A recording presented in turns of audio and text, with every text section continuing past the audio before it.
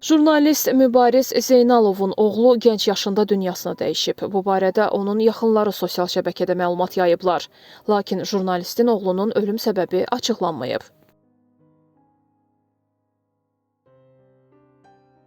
Qaradağ rayon ərazisində Bakı dairəvi yolda yol nəqliyyat hadisəsi baş verib. Yol nəqliyyat hadisəsi nəticəsində 99 XO 152 dövlət nömrə nişanlı Çanqan markalı avtomobil 90 YX 271 nömrə nişanlı avtomobilin üzərinə aşıb. İlkin məlumata görə Çanqan markalı avtomobilin sürücüsü üzü yuxarı doğru hərəkət anında dayanıb, yanlışlıqla geriyə dönmə edib. Nəticədə qəza qaçılmaz olub.